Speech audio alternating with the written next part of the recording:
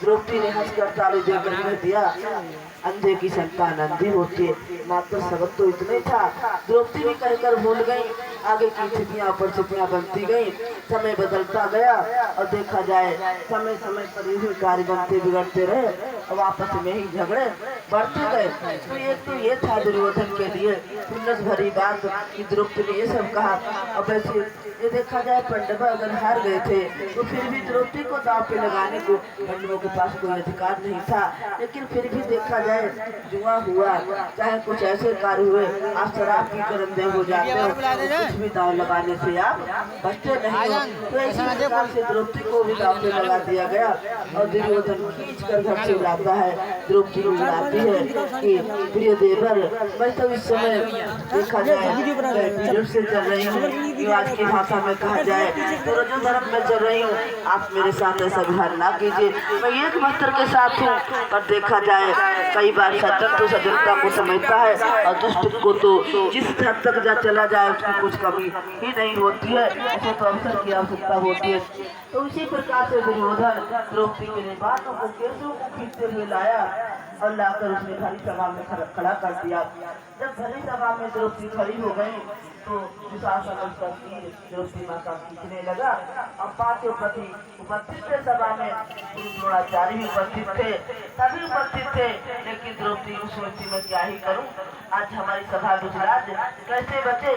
तो देखा जाए उन्होंने नजर उठाई कि देखा जाए भीष्म पितामह भी मौजूद है और गुरु द्रोणाचार्य भी है। और जिन पतियों के ऊपर मुझे बड़ा गर्व या अहम था कि मेरे तो 5 पति है, किसी एक पत्नी का भी एक पति हो, अब कोई भी दरोगा या कुछ भी हो जाए, आप परेशान हो जाए, कुछ भी हो जाए, तो उस पत्नी की चाल ही बदल जाती है।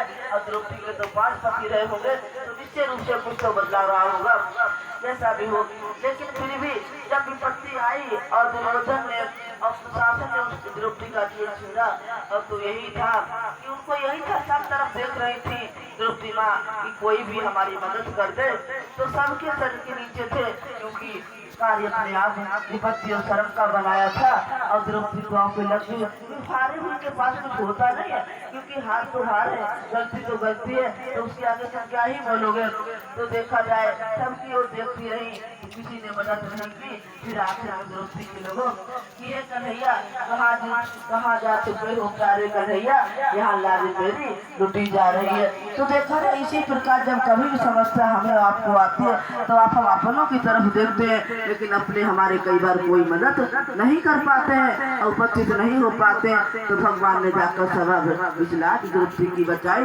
तो इसी प्रकार से हमें कहेंगे सब पर भरोसा रखो, सब पर विश्वास रखो, लेकिन कोई क्षण भगवान के लिए अवश्य याद करते रहो। जब हमें कोई विपत्ति आए परेशानी आए समस्या बने तो भगवान को याद करें और भगवान हमारी मदद के लिए दौड़े चले आए। तो देखा जाए इस प्रकार से सब रहा। और कई प्रकार होता है, वाद विवाद से तो बचनी चाहिए, जो आज ग्रंथ भागवत का है या फिर देखा जाए रामायण का भी हम बीच बीच में कहते रहते हैं। तो जहाँ पर झगड़ा बात तो रहा है रहेगा, लेकिन फिर भी नियम संयम का साथ लेते हुए हमें अपनी बुद्धि विवेक से काम लेना चाहिए, ताकि जहाँ तक बच सके वहाँ तक झगड़े से हमें बचना ही चाहिए। तो झगड़ा किसी समस्या का हल नहीं है, अंत में होता यही है सत्य की ही जीत होती है। लेकिन फिर भी सामने वाले से अगर उसको कई बार विपरीत स्थिति में चलता है तो कई बार साधन भी यही मिलता है, बात के सिलावा कोई होता नहीं है। लेकिन कोशिश हमें करनी चाहिए, हमें सीख लेनी चाहिए।